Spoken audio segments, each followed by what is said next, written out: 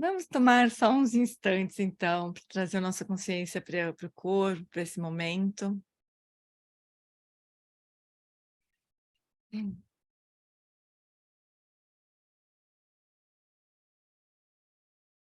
gente pode perceber o som ao nosso redor, sente o apoio do corpo e relaxa o esforço do corpo. Relaxa o esforço da fala, relaxa o esforço da mente.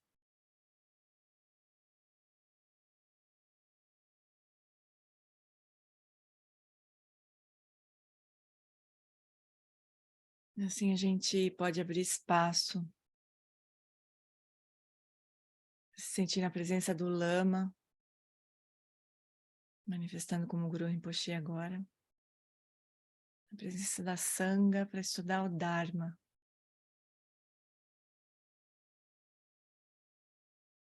A gente começa recebendo as bênçãos de Guru Rinpoche para o nosso estudo. Hum. Na fronteira noroeste do país de ordem, no coração de um lótus, está sentado aquele renomado como Padmasambhava, que alcançou o espantoso Supremo Siddhi e está cercado por uma hoste de muitas daquines. Seguindo suas pegadas, dedico minha prática, por favor, aproxime-se e conceda suas bênçãos. Guru Pema Siddhi Hum. Hum Orgen Yoge Nobjan Sam Pema Gesar Dombola Yamsen Chogi Madrumye Pema June Shesudrak Kordu Kandro Mampekor Keki Jesudadruki Jenge Lapche Sheksuso Guru Pema Siddhi Hum. Hum Orgen Yoge Nobjan Sam Pema Gesar Dombola Yamsen Chogi Madrumye Pema June Shesudra Kordu Kandro Mambekor Keki Jesudadruki Jenge Lapchi Sheksuso Guru Pema Siddhi Hum.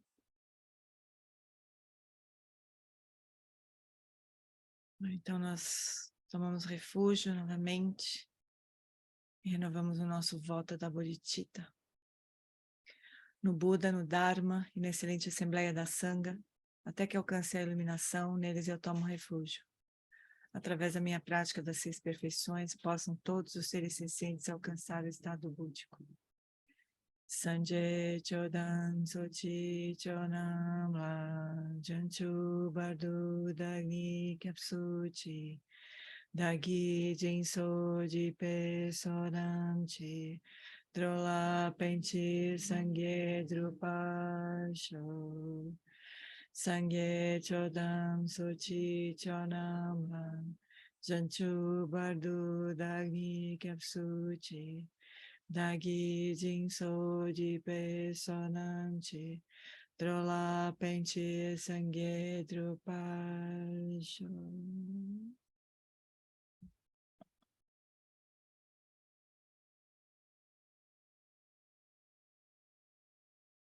Então, quem quiser trocar a posição de corpo, nós passamos diretamente para a prática agora, então.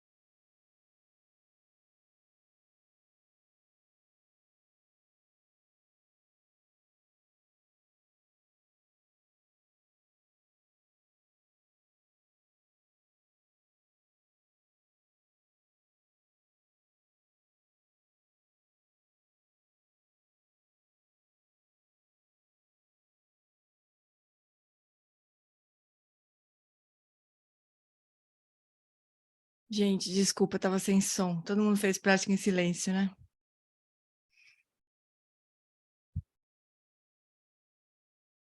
Desculpa, não... Eu desliguei a luz e fui fazer a prática e não vi que eu não tinha compartilhado o som. Bom, sugestão é que... Só um pouquinho.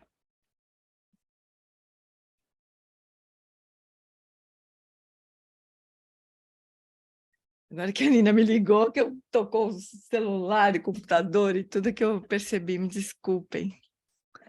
O que a gente faz? Vocês querem que eu coloque de novo a prática e a gente faz, ou vocês preferem seguir o estudo e a gente... Vocês podem abrir o microfone agora também. Prática em silêncio, né? Praticar na raiva também aí ou não? Hã? Ai, desculpem. Bom, então vamos fazer o seguinte, ó. Minha sugestão é que a gente faça o estudo, então, né? Pra gente não ficar mais tempo. Podem abrir, ué. Podem, sim. Ah, não podem. Agora podem. Nossa, tudo errada. Toda errada. Nada, tá certa, Gi. A gente precisava fazer essa prática. Deixa no silêncio mesmo. Isso foi Maravilha. ótimo, Gê. É para fazer sozinho, fizemos sozinho. Ai, A gente falou. era a sugestão, mas não agora, né? É a sugestão, a gente está fazendo a sugestão. Última Olha, semana, na minha foi ótimo. Vocês você são os falou pra amores. gente, você falou para a gente treinar em silêncio. Já foi super legal, é isso. Que nada, ela trancou a gente e rachou fora para a campanha. Eu não, eu me atirei no chão ali, apaguei a luz, deixei só aqui e um negocinho aqui, uma luzinha, e fiz a prática sozinha. Ai, desculpa. Nós também, nós também. Maravilha. Ai, vocês são fofos demais, desculpem. Então, tá bom. Puxa vida. Bom, mas a gente tinha um pouco combinado isso, mas não era para fazer isso agora, necessariamente, né? Essa é a prática de usar a diversidade como caminho. Caminho. Joguei uma casca de banana aí para vocês. Eu pensei que podia até ser podia ser até parte do programa. Não ia Porque fazer. era fazer sozinha, então a gente teve que fazer sozinha. Não, uma coisa é fazer sozinha, combinar, né, pessoal? Vamos fazer a prática em silêncio. Outra coisa é deixar vocês achando que ia vir um som, né, em seguida, assim, e sem vir. Bom, enfim, desculpem. Vamos seguir, né? Mas olha, então durante a semana a gente podia repetir essa prática. Desculpa, com o som. Eu estava pensando assim, a gente pode... Não é fácil, né, fazer sem o áudio, né? É um outro desafio, assim. Alguém teve oportunidade, fora hoje, de fazer sem o áudio durante a semana, mas usando essas instruções? Sim. Sim. Como é que é? É mais... Pelo menos parcial, né? Não toda a instrução, mas assim, o eixo básico, né? É muito bom. E depois você ouvir de novo, aí você pega, você vai... Não fica igual, mas pelo menos a consciência e os movimentos e... Não, eu acho importante bom. a gente rever a instrução escrita, sabe? Que nem eu mandei o arquivo, né, para vocês. Não, eu li também. Porque essa prática ela tem um elemento muito interessante, que é de, embora a gente fazer a prática de... Porque o Lama começa com eu estava fazendo agora, né? Então, começa com a prática de shamatha, né? De tomar a mente como caminho. Depois ele traz um elemento muito sofisticado, que assim, de a gente observar os pensamentos do que surgir, mas sem uma reificação, sem a gente falar o pensamento está lá, a consciência está aqui, né? E de a gente observar essa coemergência, que já é uma... Ele não usa esse termo, né?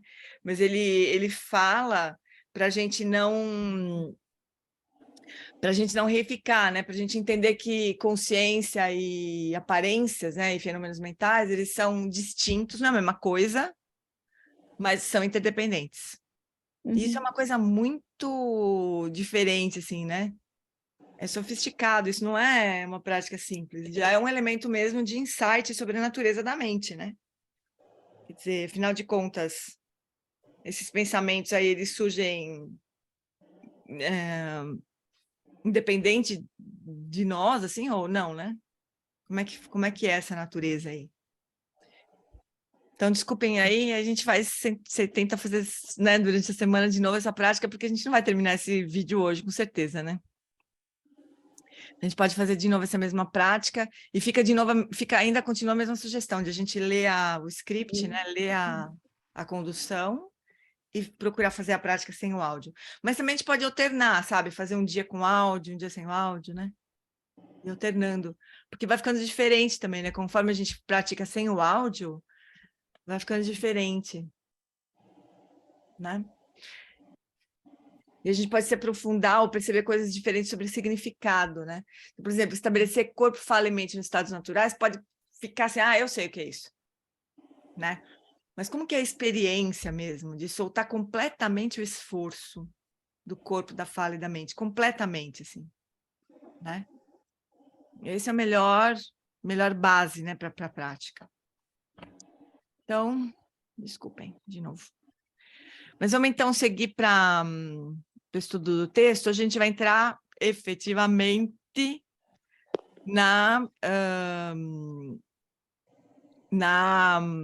nos comentários sobre o texto, né? A gente combinou de deixar um pouquinho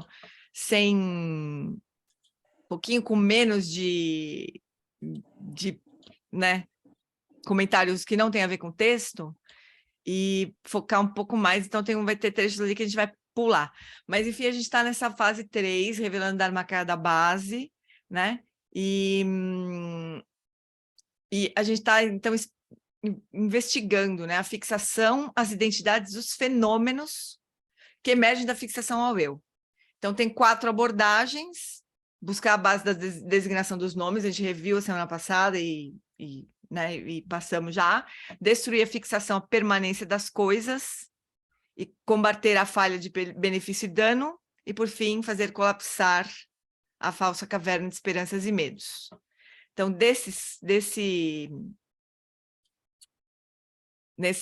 texto, a gente está, então, nos destruindo a fixação, a permanência das coisas. Certo? Então, isso ocorre no contexto de superar a reificação, o nosso apego à identidade inerente dos fenômenos, né? Então, alguém tem alguma dúvida com relação a essa palavra, reificação? Tendemos a reificar tudo além de nós mesmos. Reificar é dar um status de real, de independente, né? O oposto seria interdependente, ou surgimento interdependente, o oposto de reificar, a gente compreender que as coisas surgem de uma maneira interdependente, né? Então, a gente pode pensar assim, eu estava mesmo refletindo esses dias, assim, sobre o sonho, né? No sonho fica fácil de perceber que quando a gente não tem lucidez no sonho, tadinho de vocês, que tentando falar comigo. Ai, que dó! Desculpa! Última vez que eu pedi desculpa, vou jogar o chicotinho fora, pronto, acabou. Agora vamos nessa. Ai. Tem vezes que é facilitadora, outras vezes é dificultadora, né? Hoje eu fui uma dificultadora na prática. Mas tudo bem. Então, tá. Então, eu estava pensando, né, que a gente, refletindo sobre a coisa do sonho, né, dos primeiros aforismos lá do treinamento da mente em 7 pontos, né, que é a gente tentar ver a realidade como um sonho, agir como um ser ilusório, enfim. No sonho não lúcido, a gente entende, porque não tem nada mesmo, né? Se a gente fala, putz, tipo, hoje eu sonhei com um amigo meu que mora na Austrália. Óbvio que ele não estava aqui na minha casa, né? Óbvio que eu não estava com ele, sei lá, no lugar que eu sonhei que ele estava. Isso é óbvio, né? Porque é claramente só fenômeno mental, né? Mas a gente pode pensar que a nossa realidade é diferente, né? Que a realidade da vigília é diferente. A gente tem essa sensação que é diferente. Por mais que a gente, né? Não sei como é que é para vocês. Eu tenho a sensação que é diferente, né? Eu tenho, não, tem alguma coisa ali, né? Aí eu tenho que fazer um certo esforço, assim, para contemplar isso, né? Tem alguma coisa ali, né? Mas Aí eu fico tentando me lembrar de toda aquela coisa, o que me salva assim, para tentar compreender um pouco mais, ter um pouco mais dessa experiência, é entender que nada do que a gente experiencia no mundo é de uma forma que esteja além dos sentidos físicos e da mente. Então, assim, se eu bato aqui na mesa, parece que tem uma coisa muito sólida ali, né? Mas é uma sensação tátil de solidez. Tem alguma coisa ali, né? Só que a sensação de solidez não está lá na mesa, né? Está nas aparências, é uma aparência de solidez. E aí todo o nosso mundo é assim. O que a gente não consegue direito é fazer essa separação, né? Do que é a aparência, do que é a experiência das coisas. E aí a gente confunde a experiência das coisas com as coisas em si, né? Imagina com outras pessoas, como que baita confusão que a gente não faz, né? Quando a gente pensa em alguém, e daí tem toda uma história sobre esse alguém, e a gente não separa de jeito nenhum essa história sobre esse alguém do tal do alguém, né? E o Lama fala uma coisa muito interessante. Sempre que a gente pensa em alguma pessoa, esse pensar, o que surge na nossa mente é estático. Isso é muito legal. Isso tem a ver com também é na psicologia budista, obviamente, né? O Lama tira da psicologia budista isso, né? Mas é sempre uma impressão estática. A gente nunca pensa assim na pessoa se movendo, né? Fazendo alguma coisa. Geralmente é uma coisa estática, assim. Reparem. Eu já tenho microfone. Má, se você quiser abrir, você abre, tá? Eu não consegui abrir aqui. Não, você não conseguiu. Fala, você quer falar? Quero. É o seguinte, uma coisa que me ajudou muito foi assim a questão da que quando a gente olha uma coisa, a gente só vê parte dela. A gente não vê a coisa toda. Então, o que é o resto que está na minha cabeça que não está ali? Por exemplo, é uma pessoa, é um lápis, é qualquer coisa. Isso tem me ajudado muito. Eu vejo uma parte, e como diz o Mingyur Rinpoche, o resto eu assumo, mas eu não estou vendo. Nunca vai ver. Eu nunca vou ver. Então, Nunca assim, vai ver. porque eu tinha muita dificuldade de colocar isso perto de mim, mas quando veio isso, assim, eu achei isso tão fácil para mim, né? Eu olho essa estátua aqui, mas eu só vejo uma partezinha, então o resto é o quê? Então, tudo é aparência. Tudo é aparência, inclusive a parte que você vê. Então, sim, mesmo quando eu vejo a pessoa por fora, eu dentro não estou vendo nada. Mas mesmo Então, assim, mesmo a parte que você vê é uma aparência. É uma aparência, mas me ajudou a ver o todo, se o resto é tudo é aparência. Isso me ajudou muito. Na linguagem do Dharma Tolo, era assim, aquilo que a gente vê... Pode abrir sua câmera, né, Má? Em vez de você fechar o microfone, você fechou a câmera. Ou abrir o microfone, sei lá. Mas, ó, por exemplo... Peraí. Por exemplo, né, a gente usa uma imagem, né, para designar um objeto, né? Então, essa forma aqui, né? Então, eu estou usando uma forma, quer dizer, uma aparência visual para designar a garrafa, né? Então, a forma, ou seja, a aparência visual que eu tô usando como base de designação da garrafa, né? É uma das possíveis bases de designação para essa garrafa. Podia ser sei lá o quê, né? Podia ser, sei lá, é mais difícil garrafa, mas... Uma pessoa, vai. A gente pode usar o rosto da pessoa para designar a pessoa, pode usar a voz da pessoa para designar a pessoa. Eu sempre falo do meu vizinho cheiroso, que não mora mais aqui.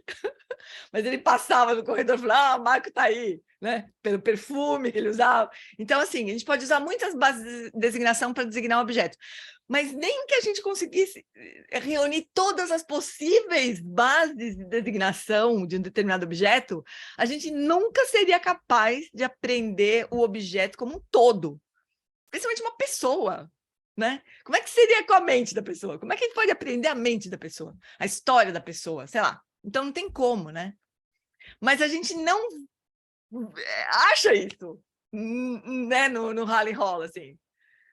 A gente reifica. E fala assim, fulana é tal pessoa, é de tal jeito. Enfim, e é com isso que a gente relaciona, né? Oi. Não só a gente reifica a pessoa, como a gente se reifica e a separação. Ainda reifica a separação. Então, a gente reifica essas três coisas, tudo, na verdade. Tudo. Não tem como ser diferente, né? Se a gente reifica o outro, a gente já reificou o eu, com certeza, né? Na verdade, vem ao contrário, na verdade, reifica o eu, né? Na sequência aí que a gente estava estudando, né? Primeiro o eu, depois o que não é eu, o não eu, né? Então tá, tudo isso para falar da palavra reificação. Então, eu gostaria de enfatizar um ponto muito sutil, que não é nada óbvio ou fácil de fazer, mas é muito profundo. E estou completamente convencido de que é verdade. Não é apenas quando vemos os fenômenos por meio das nossas ideias fixas que os vemos, que nos aprendemos como estáticos. Essa é uma verdade psicológica e pode ser revelada a outras pessoas. As pessoas ainda não levam a sério as mudanças climáticas globais. Elas dizem, é uma conspiração, porque pensam que, afinal, elas não estão enfrentando nenhum problema real. Então, eles estão se fixando ao meio ambiente, pensando que será o mesmo daqui a 10 ou 20 anos. Isso é uma delusão, porque eles não estão prestando atenção às inúmeras maneiras pelas quais as mudanças climáticas globais estão ocorrendo, se acentuando e são causadas por seres humanos. Mas com ideias fixas, nós enterramos a cabeça na areia da delusão e pensamos, não, do jeito que as coisas estão agora, estarão também amanhã e nos dias seguintes. Não é exatamente o que eu estava falando de estático. O que eu estava falando de estático, antes de a gente ler de novo, é que quando a gente lembra de alguém, a gente geralmente tem uma ideia estática sobre a pessoa, né? Mas é assim para tudo. Aqui também a gente acha que as coisas não vão mudar muito do que estão, né? Até que muda, né? Até que vem o vírus, até que muda, né? Mas é assim que a gente funciona, né? Há um ponto sutil, isso está destacado no primeiro parágrafo desta seção.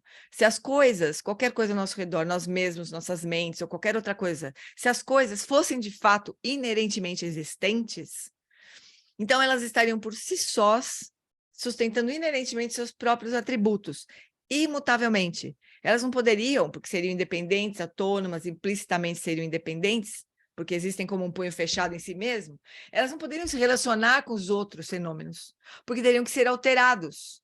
Elas alterariam os outros fenômenos. Mas então isso não pode, porque eles carregam intrinsecamente sua própria identidade. Elas seriam imutáveis e, portanto, incapazes de se envolver em qualquer tipo de relação causal. Elas estariam congeladas.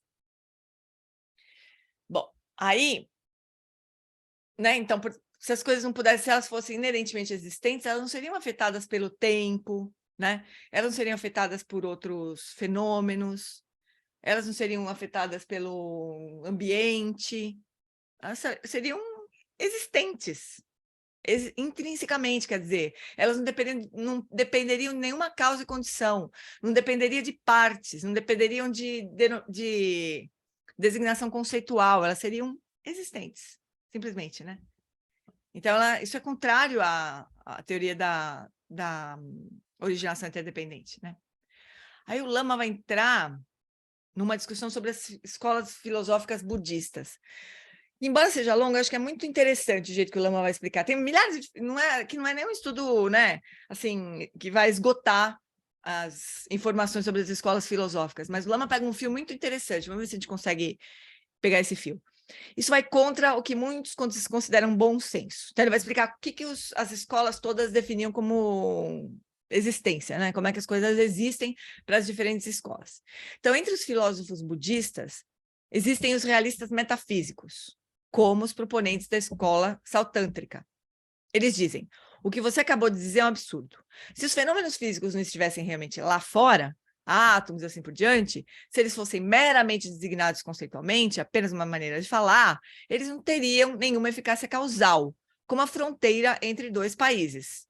A fronteira, sim, é apenas um consenso, apenas uma maneira de falar. Ninguém nunca vê a fronteira. A fronteira não tem eficácia causal, não existe, né? É apenas uma maneira de falar. É apenas uma convenção. Enquanto átomos, moléculas, energia e matéria são reais. Eles existem por si só e, portanto, podem interagir causalmente. E a mente tem que ser real. Pensamentos, emoções, desejos, intenções. Eles são reais, inerentemente existentes e, portanto, podem influenciar o cérebro, o corpo, podem influenciar o meio ambiente. O verdadeiro ambiente inerentemente existente pode influenciar a mente. Então, eles falaram, para que algo tenha eficácia causal, tem que estar realmente ali, mentalmente, fisicamente. Coisas que são meramente uma maneira de falar, não têm eficácia causal de forma absoluta, né? Isso é realismo metafísico, isso era o que os sautântricas diziam. E os materialistas são ainda mais estúpidos, tenho que dizer, pensando que a única coisa real é física, e, portanto, a única coisa que tem eficácia causal são os fenômenos físicos. A mente né? E, portanto, a única coisa que influencia o cérebro são os fenômenos físicos. O Lama chamou os saltântricas de estúpidos, mas tenho certeza que não foi isso que ele quis dizer. Ele quis dizer que os materialistas são estúpidos, né? Mas é um pouquinho... É como se eles pegassem a visão da escola saltântrica e levassem para o extremo, né? Não é só o que é físico que existe. O que é material é o que existe, né? Esses são os materialistas. Isso é tão absurdo, desafia a imaginação, pois tantas pessoas inteligentes acreditam que os pensamentos, que obviamente não são físicos, emoções, sonhos, aspirações, que obviamente não são físicas, é tão absurdo negar que esses fenômenos não físicos influenciam o cérebro apenas porque não se encaixa na crença metafísica do materialismo. É absurdo. E, no entanto, é muito comum pensar que as únicas influências no cérebro são físicas, ou seja, medicamentos, por exemplo, né? E, portanto, os pensamentos e assim por diante são apenas epifenômenos e não tem eficácia causal sobre eles. O absurdo do materialismo atordoa a imaginação. Aqui é um momento que o Lama costuma falar do efeito placebo, sabe? Então, o efeito placebo nada mais é do que o efeito da mente, né, sobre o corpo. Isso é efeito placebo, né? Mas é como se ele não existisse, né, para os materialistas. Aí ele vai falar uma coisa das físicas que eu vou pular. Imaginem só como saltântricas, não somos tão tolos para seguir somente o materialismo. Como saltântricas, que é muito inteligente, a mente é real, os fenômenos físicos são reais, a informação é real, o tempo é real, qualia são reais. Depois a gente vai falar de qualia. Não é dualismo de mente e matéria. Existe matéria no mundo material e no mundo mental, mas existem muitos outros fenômenos condicionados. Qualia não são estados da mente, por os saltântricas, né? Informação não é um estado da mente. O tempo não é físico. Vemos agora um mundo pluralista no qual há uma grande variedade de fenômenos condicionados, mentais, físicos, e uma grande variedade de outros tantos. E todos esses fenômenos condicionados têm eficácia causal, são inerentemente reais, e o mundo faz sentido, sem ser reducionista. Isso seria como se sentir em casa. Saltântrica, eu posso morar aqui.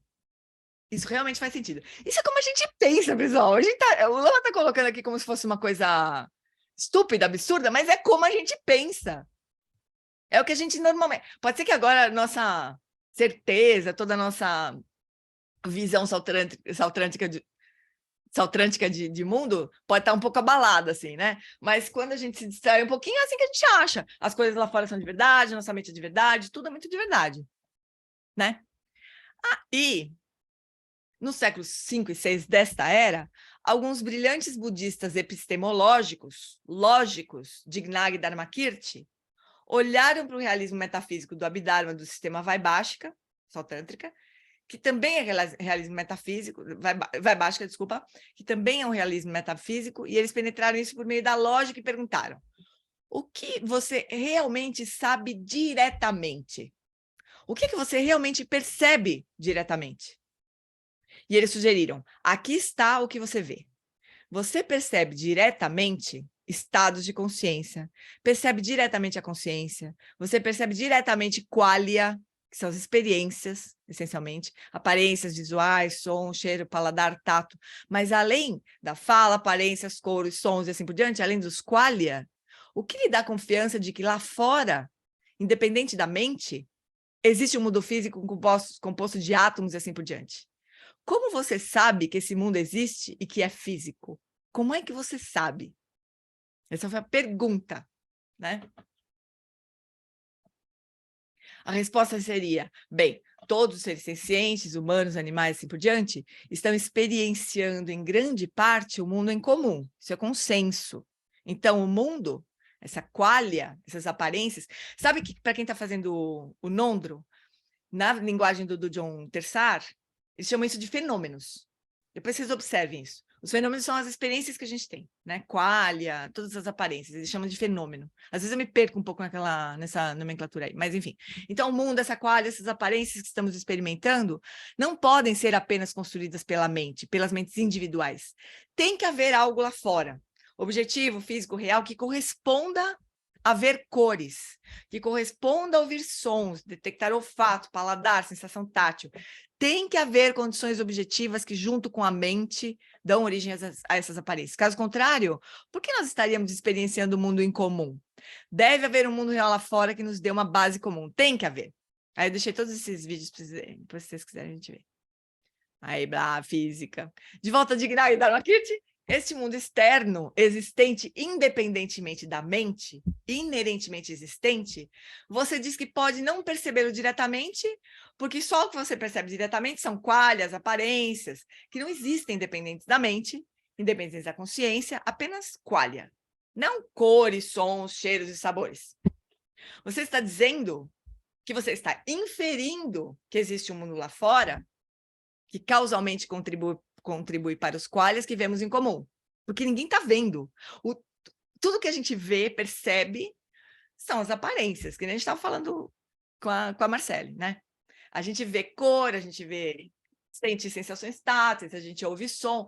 Daí o que os Sautrânticas faziam era, bom, nós então, porque tudo isso é percebido e muitas coisas são comuns, então, por inferência, né? O processo que eles usavam era que, por inferência, tem que haver alguma coisa lá fora. Esse é o processo que os Sautrânticas usavam, né? Aí agora o Gnag Dharmakirti vão detonar a inferência. Então, com base nos efeitos... Então, peraí, você está dizendo que está inferindo que existe um mundo lá fora, que causalmente contribui para os quais que vemos em comum, né? A gente percebe muitas coisas em comum, então tem que ter alguma coisa lá fora. Isso é uma inferência, porque a gente nunca viu, né? Então, com base nos efeitos dos qualias, o que vemos, que ouvimos, que tocamos, sensações táteis, você está inferindo causas lá no mundo físico real. Então, você está inferindo causas com base nos efeitos. Que tudo bem, é possível fazer isso, né? Como, por exemplo, olhar uma fumaça subindo sobre uma montanha no horizonte, sem ver o fogo do outro lado das montanhas, mas vendo a fumaça subindo, você vê a fumaça, então diz, eu sei que há fogo lá porque algo lá está produzindo aquela fumaça. Óbvio, né? Tudo bem, certo isso, né? Com base no efeito, a fumaça, você está inferindo a causa, que você não pode ver, que é o fogo.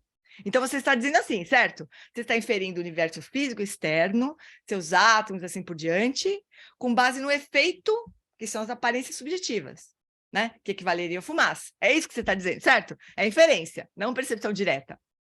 Então, e agora eles argumentam.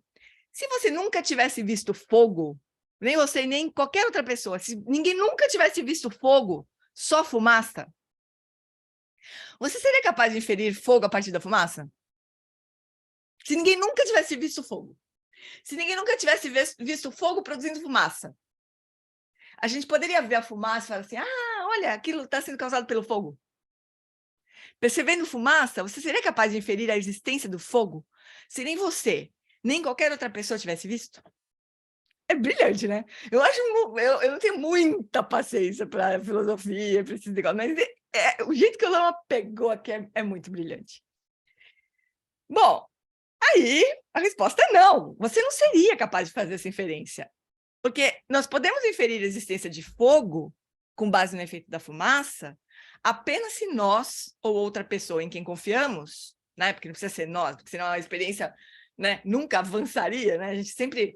Quer dizer, a ciência não teria valor nenhum, porque se o cientista vê e eu não vejo, então o que o cientista vê não tem sentido? Lógico que não, né? Então, por isso que tem essa ressalva aqui.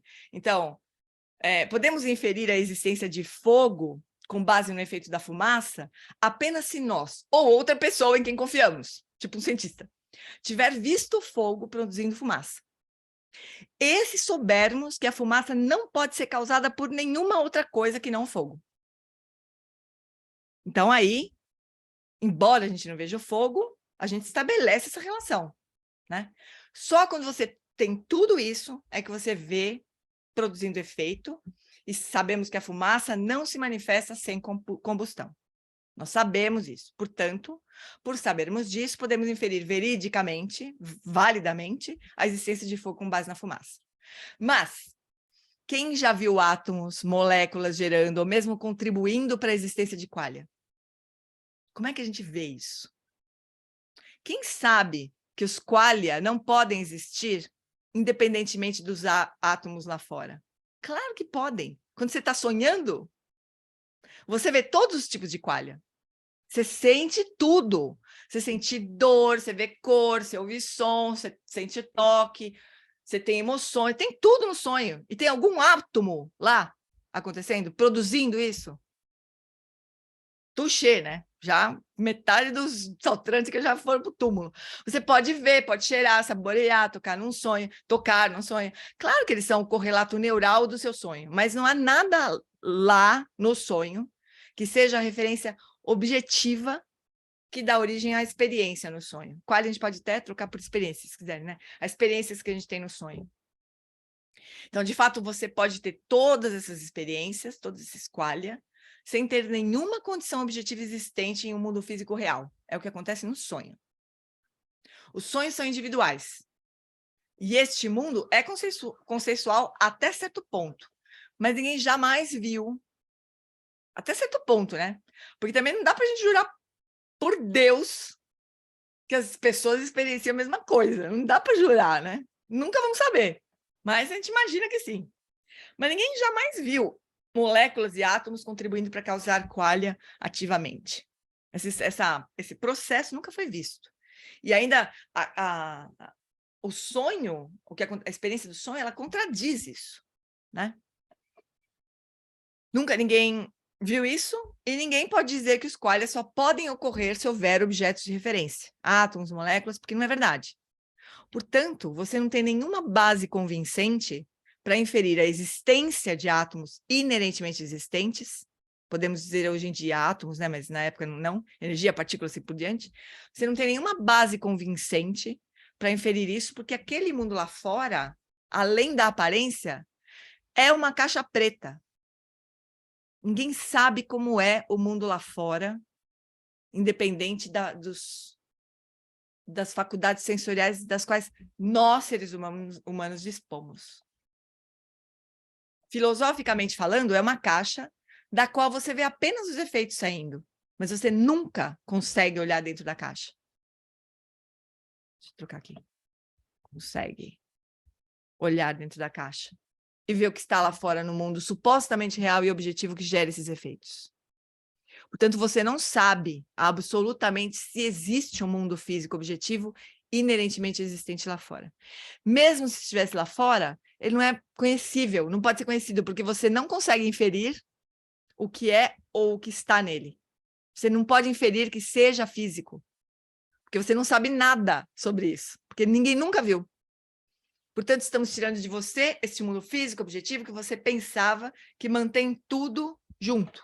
Que a ciência moderna diz, houve um Big Bang, tudo era físico, até que os seres sencientes apareceram no nosso planeta, talvez 3 bilhões de anos atrás. Você não sabe disso, é apenas uma possibilidade. Mas você não pode inferir isso. O que você sabe é que existem aparências, e que há consciência, e que há mente. Isso é tudo que sabemos. Mas o mundo físico, objetivamente existente, não é conhecível, seja pela percepção direta ou pela inferência, e não podemos atribuir existência a algo que não é conhecível. Portanto, descartamos a ideia por falta de evidências e falta de lógica convincente. Mundo físico, objetivamente real, puf! E tudo que resta é a mente e as aparências para a mente. Fala, querido. Vou parar aqui um pouquinho para a gente... Big. Cadê o Matias? Abre o teu microfone. Abre o microfone, criatura. Aê! Uma questão que eu gostaria de fazer uma vez a Ellen Wallace é por que então nós podemos manipular o mundo? Por que podemos construir carros? Por que podemos construir uma máquina de lavar? E por que, por exemplo, Albert Einstein planejou toda a teoria da relatividade na cabeça dele? O laboratório dele foi a mente, nada mais. Ele nem fez experimentos. Então, mas isso mostra que entre nossa mente e a realidade lá fora deve ter uma boa congruência. Tem, com certeza, Matias. Mas na visão budista, isso se explica pelo karma. Nós todos, seres humanos, temos um mesmo karma, que nos faz dispor de faculdades sensoriais muito semelhantes. Então, não é que não existe nada lá fora. Não existe nada lá fora, independente da forma como nós percebemos. Então, se a gente percebe de um jeito, a gente pode manipular para ter um outro resultado. É claro, isso é claro, né? Mas depois eu vou postar de novo, eu já postei várias vezes, talvez vocês até tenham assistido, mas agora talvez faça mais sentido ainda. um vídeo do Donald Hoffman falando isso também, que não é que não existe nada lá fora, mas não existe nada, a gente não sabe como que é o que está lá fora efetivamente, porque tudo que a gente percebe é limitado pelos nossos sentidos, entende? Então, não quer dizer que só existe, porque agora vem a escola da mente apenas. É muito legal agora continuar, porque eles chegam nesse ponto. Bom, não tem nada lá fora, então é tudo a mente. É a próxima escola, que é a mente apenas. Aí depois que vai vir o caminho do meio, falando não é isso nem isso, é o caminho do meio. Mas, Matias, a gente consegue manipular, e a gente consegue conceber coisas, lidando com os mesmos elementos, né? Que são as percepções que a gente é capaz de ter do mundo que está lá fora, que sei lá como é que é. Entende? Todas as coisas que a gente afirma sobre o mundo lá fora se baseiam na forma que a gente tem de perceber o mundo. Isso parece óbvio, mas não é. Vamos continuar, para ver se fica mais... Mas você faz essa pergunta para o Wallace, quando ele não perde a chance, né? Com certeza.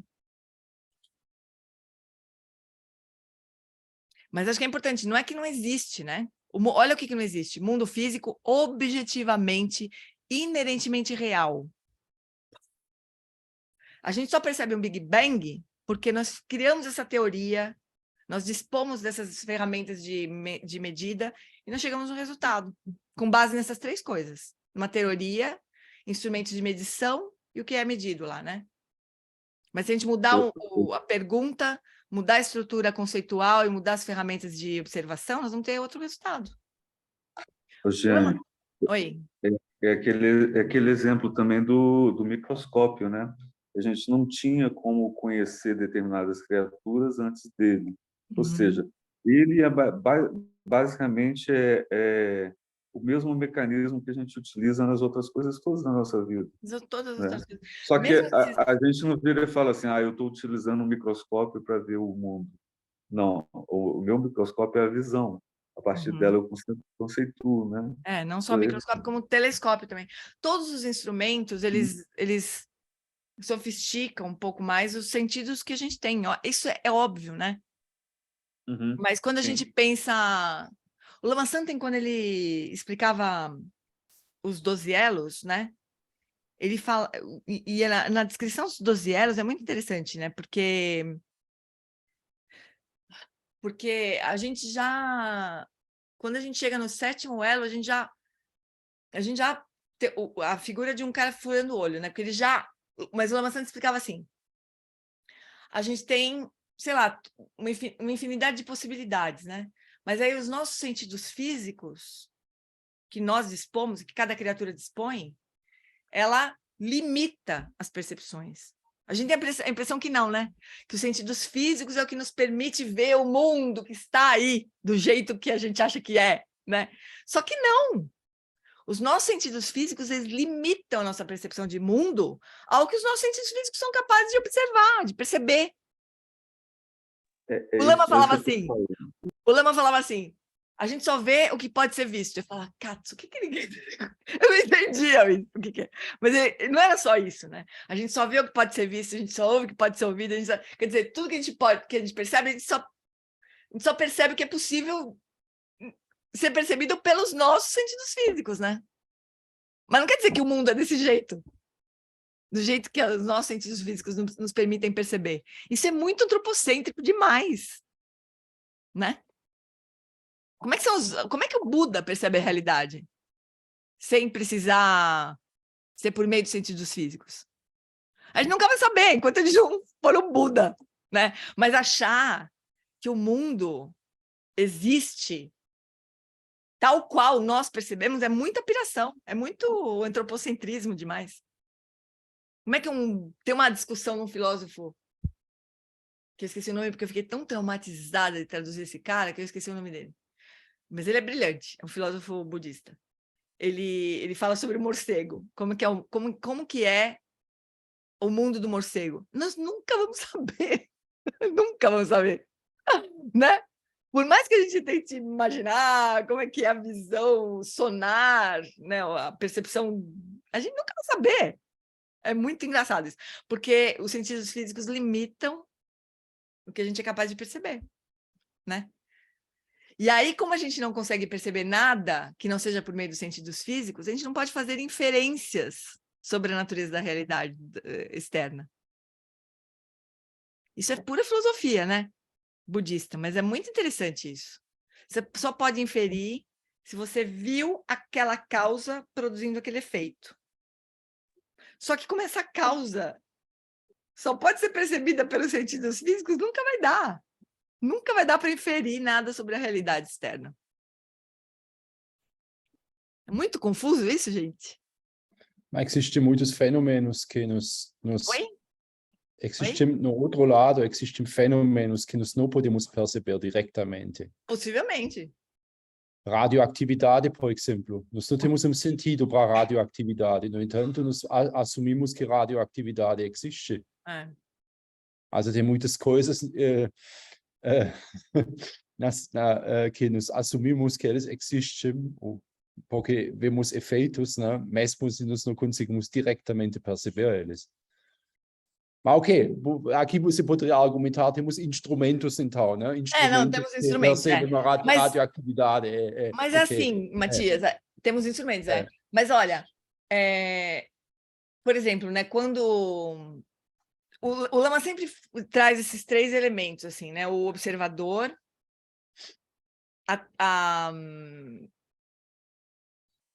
não é do Nagel, era um cara comentando esse texto do Nagel. Roberto, não lembro o nome dele. Eu fiquei traumatizada dele. Mas esse texto do Nagel é um texto clássico, filosófico, né?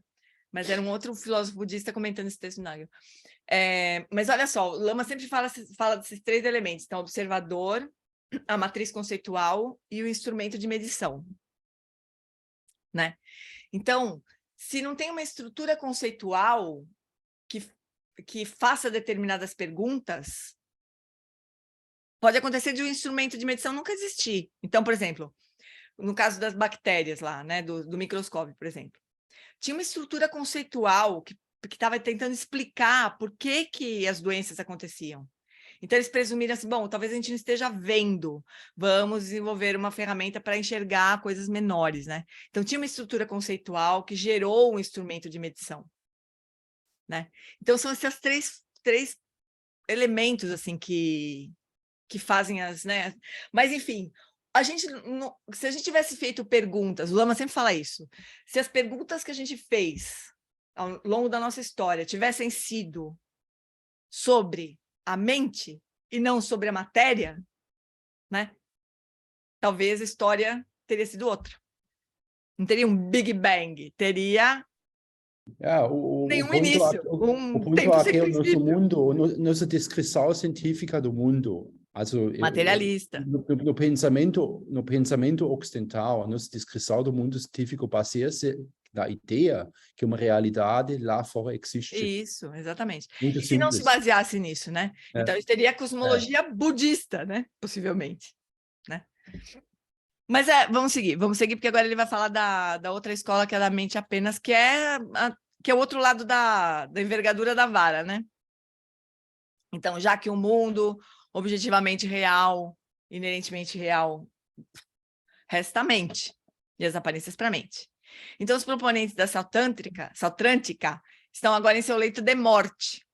Como o Vasubandhu, que compôs o Abhidharma Kosha, ele pode dizer: mas se houver apenas a mente, mentes individuais e aparências para a mente, como vocês, Chitamatra, que é a escola da mente apenas, para quem só a mente é real, como vocês explicam a consensualidade do mundo que estamos experimentando, se não há um mundo físico independentemente existente, né? Que é o que o Matias falou, como é que a gente compartilha tantas coisas, né? Tantas percepções. Ao qual Dharmakirti e Dignaga poderiam responder: seu próprio texto do Abhidharma Kosha, você mesmo afirmou que a miríade de mundos, não apenas um universo, mas a miríade de mundos, os múltiplos mundos, surgem do karma. O karma dos seres sencientes que habitam esses mundos. O Lama falou isso também nesse retiro. O mundo surge segundo o karma dos seres que habitam aquele mundo. E a gente acha que não é essa relação, a gente acha que é o contrário, né? Surge o mundo, aí os seres vão lá e se adaptam ao mundo que já existe lá, né? A visão budista é o contrário. Onde esse karma está armazenado? No fluxo da mente, em Laya Vijnana, no substrato, na consciência substrato de cada ser senciente. Putz, eu revisei esse texto, mas ainda assim tem coisa que passa, né? Na consciência substrato de cada ser senciente, individual e coletivamente. Portanto, todo um grupo, um coletivo de seres sencientes engajados em atividades coletivas, geram um karma coletivo. E ao fazê-lo do karma coletivo, emergindo dos substratos individuais, mas enredados ou emaranhados de uma forma interdependente, existem experiências compartilhadas, provenientes do karma compartilhado. Não há necessidade de nenhum mundo físico existente. Não há necessidade de nenhum mundo físico existente de forma independente. A ordem da natureza, a causalidade da natureza, todas consistem na ordem das aparências. Além das aparências, lá fora, não há evidência de um mundo físico existentemente independente. Então, estamos cobertos. Tchau, tchau, Sautrânticas. Fim, né? Porque essa era justamente a argumentação dos Sautrânticas, né? Bom, então se não tem nada lá fora, como é que se explica as experiências comuns, né? Aí, tá aqui a resposta. Karma. Física.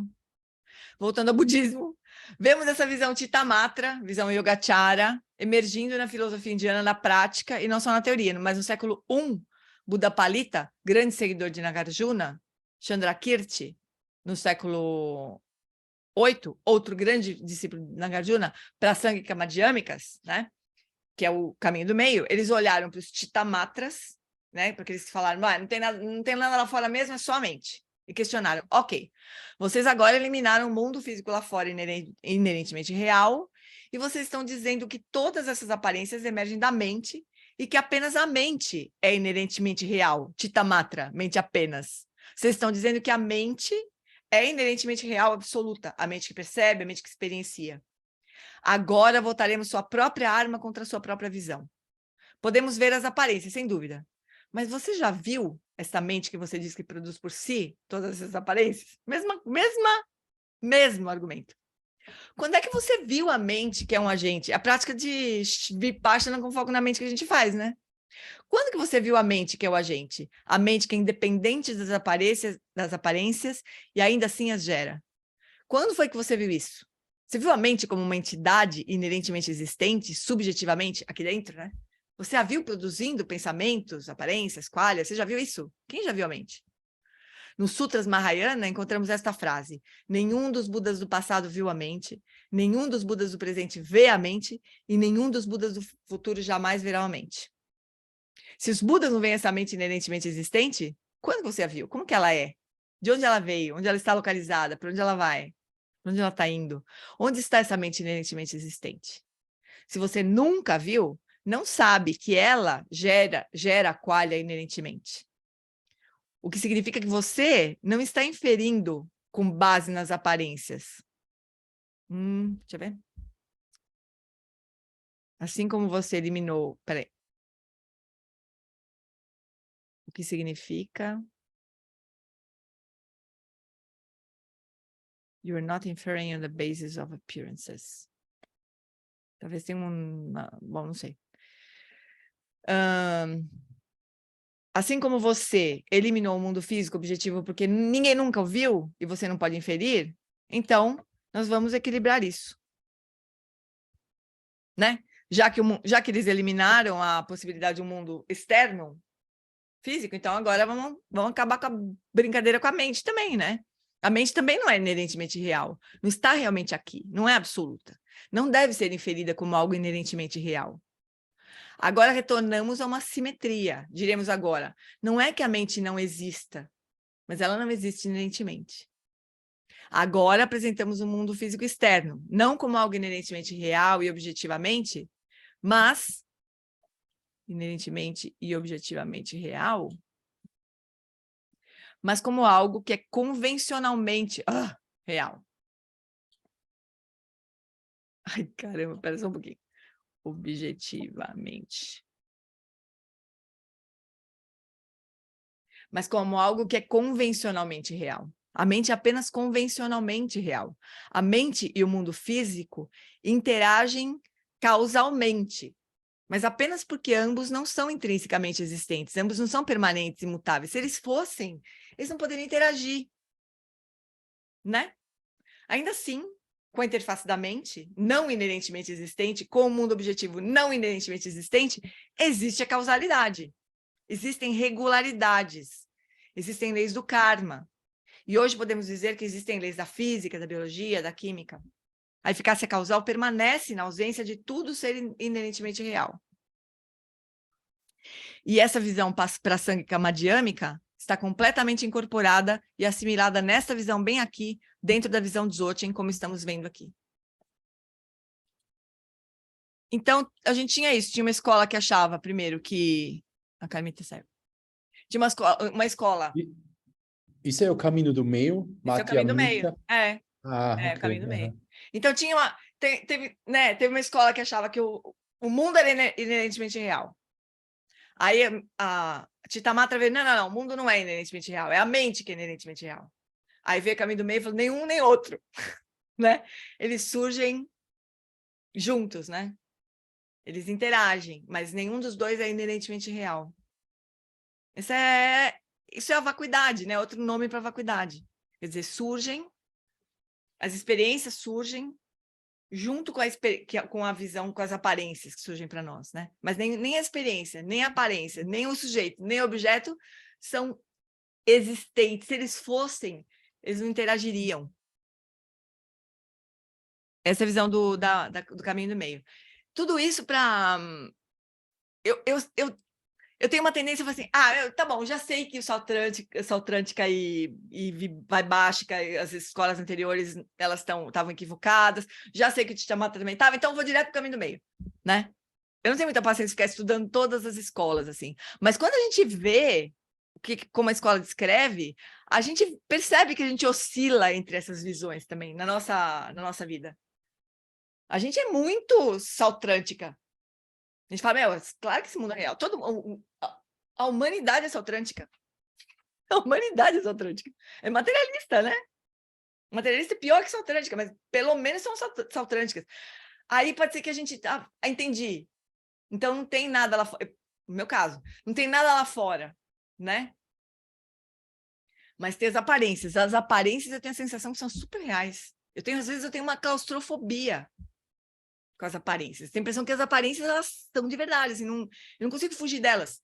Eu tenho a impressão, claro, e a gente não consegue fugir delas mesmo, né? Porque a gente não é Vidyadhara lá, né, do quarto nível de Vidyadhara, que as aparências se extinguem, né? Na realidade última. Eu não cheguei nesse ponto. Então, as aparências, elas estão muito aqui, né?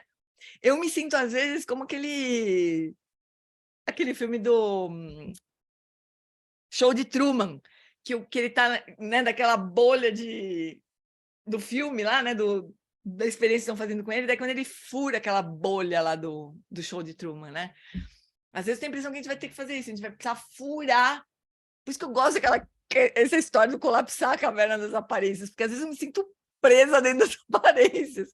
Então a gente fica, né, dentro dessas visões, assim, filosóficas. A gente vai... Às vezes não, tá certo, é com o emergente. Mas às vezes não é, às vezes a realidade é muito real, o mundo externo é muito real, às vezes as aparências são muito reais. Quando a gente está viajando numa... Quer ver quando que as aparências são muito reais também? Quando a gente está ruminando alguma coisa. Não está acontecendo nada. A gente tem até, às vezes, até mão no chão, peraí. Não, tá tudo bem, calma, tá tudo bem, né? Porque aquilo que tá rolando na nossa mente, que é pura aparência, é muito real. Alguém já teve essa experiência? Pois é. Então a gente é Chitamatra às vezes, né?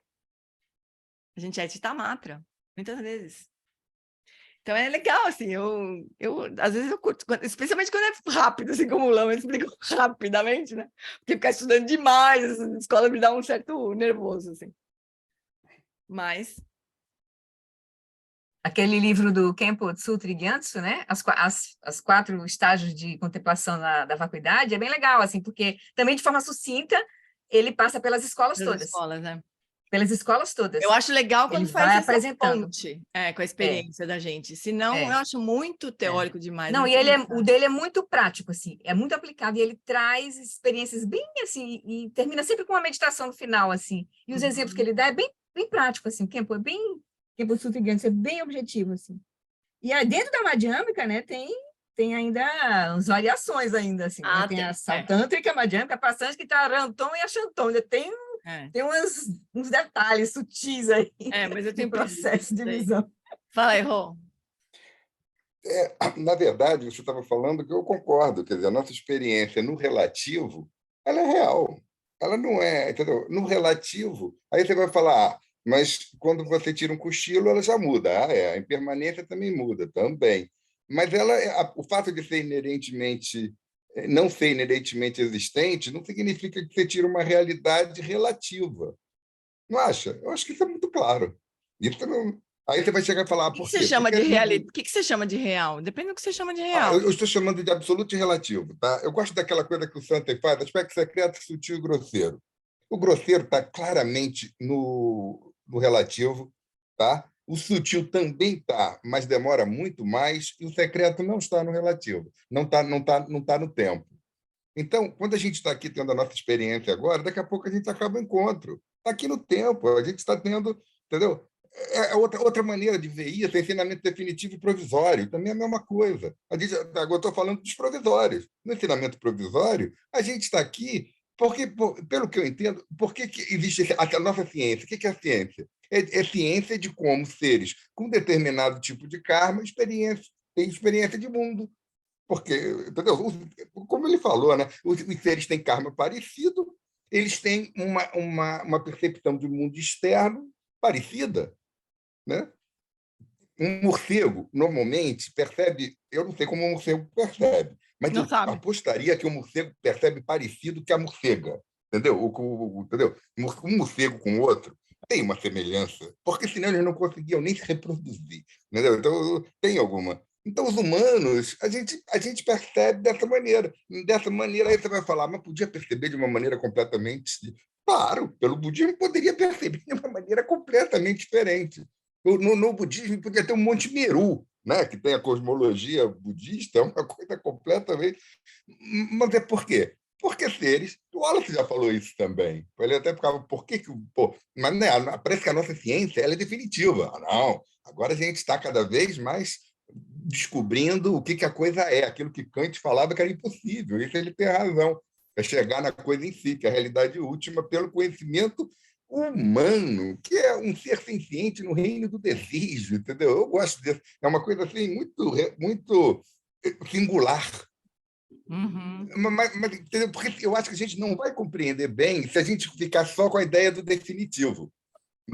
Entendeu? O que eu chamo de ensinamento definitivo, aspecto secreto, a realidade última. Primeiro que a gente não vai chegar nela, né? E no relativo... A gente vai, né? A ideia é que a gente chegue, né? Como assim? Jane, eu acho que a gente já está nela, mas a gente já está nela... A gente não está, a gente vai chegar. Eu não estou, né? A gente espera que chegue. Não, mas já está nela no sentido de que se a gente acha que vai chegar, a gente está no sutil, a gente não está no outro, porque a gente não chega. É aquela coisa que eu estava até... A Flori até me mandou uma coisa que eu pedi, que tem um pedaço no livro do budismo tibetano do Alan Wallace, que ele faz uma coisa que normalmente você encontra o contrário. Aquela ideia de que a gente é uma gota em que a gente se dissolve no oceano, né? Aí ele fala o contrário. O oceano se dissolve na gota. Isso significa que não é um mundo em que a gente está dentro dele. A experiência faz o mundo. Porque eu sempre fico naquela coisa seguinte, está tudo muito bem, eu sou ninguém particular, está razoável, as minhas identidades todas nascem e morrem, está razoável, mas tem alguma coisa além disso em que me dá essa sensação de individualidade, ela vai ser ressignificada quando eu perceber que o mundo externo é coemergente, eu perceber mesmo por realização, vai ser ressignificada. Mas ainda tem alguma coisa, entendeu? Que não é inerente a si mesmo, mas que... Porque senão eu teria que atingir essa coisa que eu não sou. Eu falo, mas vem cá, todo budismo diz que a gente não tem que atingir alguma coisa. A gente tem que tirar condicionamentos. Não é verdade?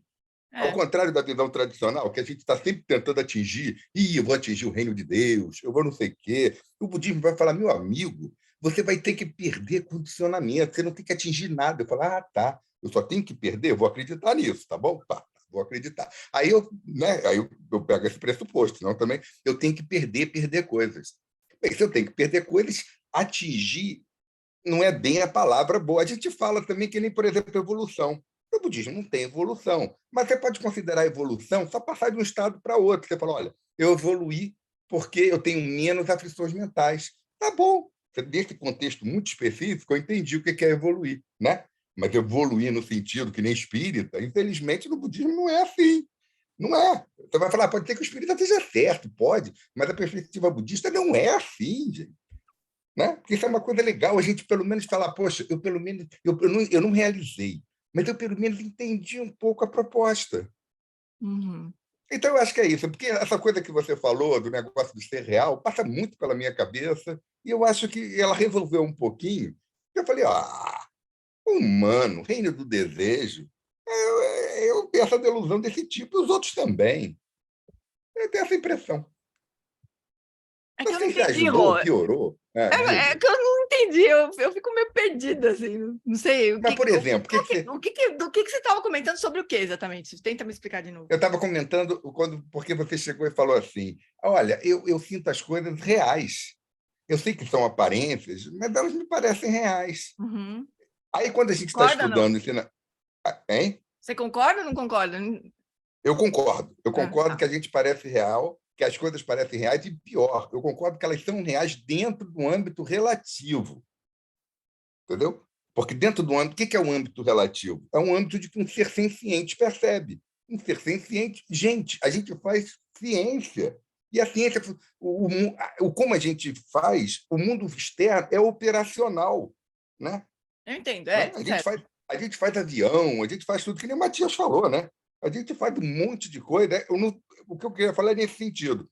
E essa operacionalidade se dá no mundo relativo por seres que têm karma parecido. Foi o texto que você acabou de ler.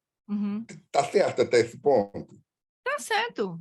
Tá certo. Mas Quer dizer, está de acordo com o que a gente leu, eu acho. Uhum. Isso, então. Mas aí a gente... Aí fica faltando o pulo, que esse eu realmente não vou conseguir expressar de uma forma satisfatória, que é do aspecto secreto, da realidade última. Né? Porque ali, no texto foi cada vez... Você saiu primeiro de uma visão parecida com a materialista, em que você tinha um mundo externo fixo e a gente nele, aí vai para uma visão da mente apenas, que é um idealismo na filosofia. Você fala, tudo bem, então o que está lá fora ela não é fixo e tal. Então, tudo é a mente. Aí já foi. Aí o terceiro, que é mais complicado, é que você fala, a própria mente ela não é inerente a si própria, né? que é o terceiro passo, em que você vai cada vez mais para níveis de abstração mais profundos. Concorda até aí? Não sei se é de abstração, mas enfim, vai. Vamos aí. Níveis mais sutis, você Tá. pode falar dessa maneira. Você está indo do sutil para o secreto. Você gostaria de... Né? Porque tem gente que chama aspecto secreto de muito sutil. Né? Então, no fundo, isso faz com que a gente, pelo menos, na minha visão, né, pelo menos, isso é uma experiência pessoal, eu explico um pouco onde eu estou, fazendo um diagnóstico das minhas percepções. Entendeu? Uhum. Aí você vai falar, mas o que você gostaria? Eu gostaria de cada vez realizar com emergência. No fundo, é isso. Exatamente, que é a visão do caminho do meio. Esse que é o ponto mesmo. A visão última é o caminho do meio.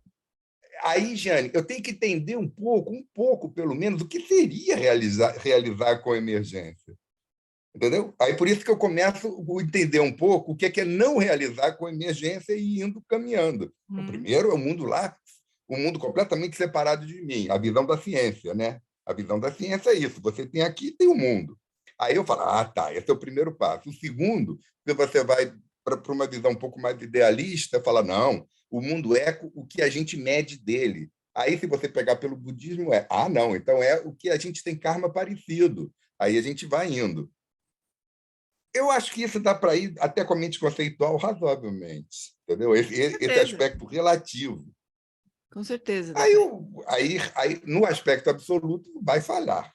Mas, sei lá, não sei se ficou, porque às vezes eu falo muito rápido.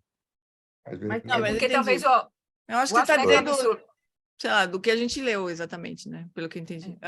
E a gente vai ver que o aspecto absoluto, a gente não vai ver com essa mente, que tem como examinar os aspectos grosseiro, sutil. A gente vai ter que transcender essa mente. Então, a gente pode até ter referências, né, como a gente vai olhar a visão madhyamika, mas a gente não vai realizar enquanto essa mente não se abrir para isso. Então, a gente vai trabalhar sempre no nível da verdade relativa e absoluta, né? Na verdade, o que existe é a verdade absoluta. A verdade relativa é só uma maneira de falar da operação da confusão, que é quando a gente superar a confusão, a gente vai englobar tudo. Aí, por exemplo, os Budas, se eles aparecem nesse mundo humano, eles vão cuidar das ações, eles vão cuidar do corpo, eles vão se relacionar com a realidade relativa. O fogo queima, a faca corta, a gente vai se relacionar com isso. Né? Não vai sumir isso, a gente vai se relacionar. Agora, de onde essa mente está se relacionando que é o ponto, né? O que ela está vendo, o que ela está experienciando, é o ponto. Mas a gente não vai conseguir acessar esse aspecto absoluto com essa mente. Por isso as práticas aí de meditação, a gente vai ter que olhar de forma profunda e ver como é que a mente opera, olhando para ela diretamente. Não tem outro jeito. Não é olhando para fora, é olhando para a mente. Então, a gente tem que ter paciência um pouco. E, claro, o estudo são as hipóteses de trabalho, mas precisa fazer o trabalho da hipótese, senão não adianta. Não é intelectualmente, né? Não é conceitualmente. Então vamos... Eu acho que a gente precisaria ler de novo, sabe, ou assistir de novo esse vídeo, estudar melhor esse vídeo aí, que ele é mesmo fundamental para a gente entender. Porque o Lama fez toda essa viagem pelas escolas filosóficas para dizer que o Dzogchen, ele se apoia completamente na visão do caminho do meio. Então, se a gente não se esforçar para entender, realmente, como o Roberto está dizendo, né? De entender melhor o que, afinal de contas, é a coemergência na nossa experiência, a gente não tem base para avançar no Dzogchen, né? Que não é uma coisa diferente, não é outra coisa, né? Esse é o fundamento mesmo, assim, né? Da compreensão do Dzogchen. Então tá, fofuras, por enquanto é só, vamos fazer a dedication. E a gente... Então, ó, para semana que vem. Faça a prática, aquela que hoje foi silêncio, né? De novo, né? Durante essa semana, porque ainda acho que umas 2 semanas a gente vai continuar nesse vídeo, talvez. Pelo menos a próxima, com certeza, né? E daí, se vocês puderem olhar de novo esse texto brilhante, essa exposição brilhante do Lama sobre as escolas, super resumida, super... E tentem ver, assim, como que é a visão da gente, né, nos vários momentos, assim, como às vezes a gente é completamente materialista, saltrântica, como às vezes a gente pode ser mente apenas, como a gente pode ser, às vezes, caminho do meio mesmo. Na nossa experiência, né, tentar trazer para a experiência da gente mesmo. Beleza, então vamos lá. Dedicação de méritos, então. Por essa acumulação de méritos, possa eu obter a onisciência que tudo vê, e possam todas as falhas ser superadas. Que do turbilhão de ondas revoltas do nascimento, velhice, doença e morte deste oceano de Sansara, possa eu liberar os seres. Sonamdi, Tanchesi, Pani, Toneni, Pedranam, Pranjeshin, Kegana, Chibalon, Trupai, Sipecho, Ledro, Adro, Arsho. Parece longa vida da Dalai Lama. No reino cercado por anéis de montanhas nevadas, você é, sem exceção, a fonte de todo benefício e felicidade. Poderoso Avalokitesvara, Senhor da compaixão, tens enviados que seus pés de lótus permaneçam firmes por centenas de anos. Garirawe korui jinkam so pandandewa malu jungene cherezi guantenzin jatsoe japekau je badu tenjurchi. Garira we kore chinkam supanda dewa malu jungene chere ziguan tenzin jatso e jape kauje badu tenjurchi. Tempa tu ando je chanchen dangil kansan pe makarai. Tenzin ke busha pe tempa danze trini da shindu sewa ze. Takudro la jampe chachen pa ke zandra mena tendu sikan. Alan wala si shedrak pai ke bushen pesha petenguchi. Zangling chi dan ke parnup chok su gil teni tabu silje pa. Lopon ke ki kutse zetin gedro kanta pelam do tripatu. Que o professor Shakyamuni, o grande Vajradhara, aquele que sustenta os ensinamentos de todos os Jinas Padmasambhava, possam firmar os pés de lótus daqueles que sustentam os ensinamentos e fazem com que os feitos do Buda brilhem como o sol e a lua. Aquele que derrama uma grande chuva de amor sobre seres de terras distantes e sustenta-os com o néctar dos ensinamentos do Buda, aquele ilimitadamente afortunado, o grande ser conhecido como Alan Wallace, possa sua vida ser longa. Em Jambuvipa em geral, especialmente no Ocidente, você ilumina os ensinamentos dos Jinas como a luz do sol. Ó Mestre, possa sua longevidade e seus feitos ser muito extensos e possa você guiar todos os seres no caminho da liberação.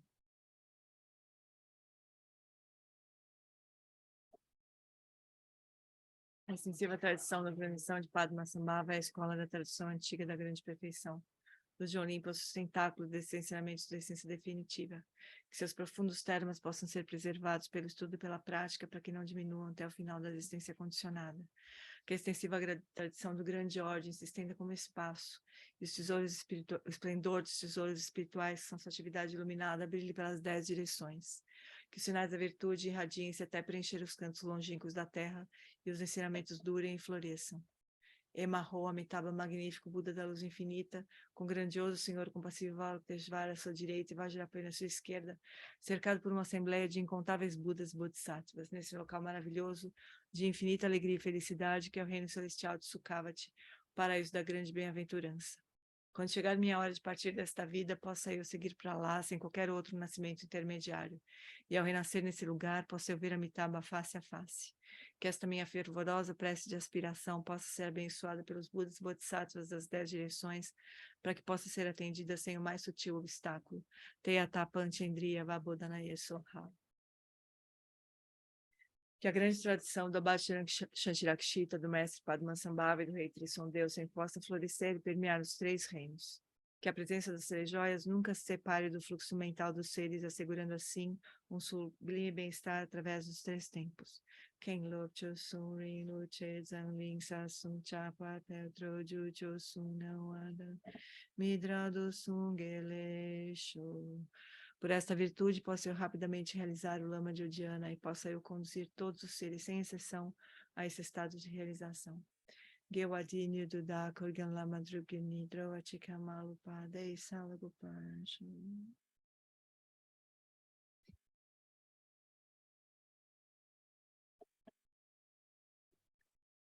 Amores, nesta quarta-feira, o Tukutadra Rinpoche, que é o renascimento de um discípulo do John Limpa, talvez mais próximo que a gente pode estar do John Limpa, né? Ele vai dar um ensinamento sobre Trekcho, né? Que é uma prática especial chamada Ruchen, que eu tenho zero de familiaridade também, mas ele vai dar um ensinamento aberto sobre Ruchen na quarta-feira às 9 horas. Então, vou compartilhar o link, tanto do YouTube para quem quiser assistir direto em inglês, como do Zoom para quem quiser assistir com tradução para português, na quarta às 21. Beleza? Depois do nosso estudo de... Tá virando um bolo só, né? A gente estava comentando na quarta-feira, assim. Quarta-feira tem às 7 horas o estudo dos... tomando a diversidade como caminho, né? De Lojong. Aí às 9, os ensinamentos do Tukutadra. Tá bom? E antes disso, tem terça-feira com a Flori. Daqui a pouco a gente vai estar fazendo prática todo dia e se matando de estudar. Um beijo para todos vocês. Darcy, eu peguei mais ou menos por cima assim, a conversa da tua cachorrinha, a Zizi, né? Então, dedica os méritos a Zizi, que ela possa ter um renascimento positivo. Eu onde quer mandei que ela uma foto. esteja. Eu mandei uma foto para você mostrar lá para o pessoal. Que pessoal? Tá todo mundo aqui.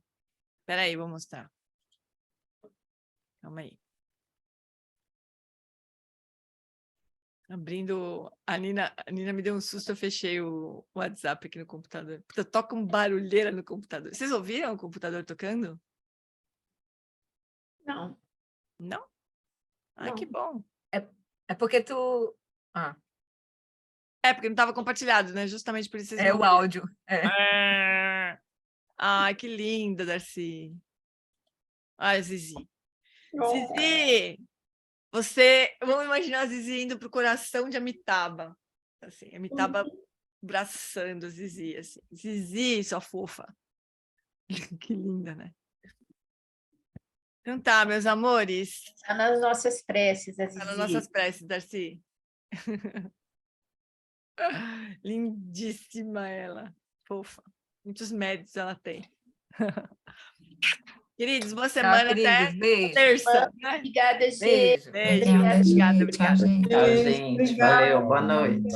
Acalmar o coração para o dia 30 e ir com fé. Obrigado, gente. Beijo.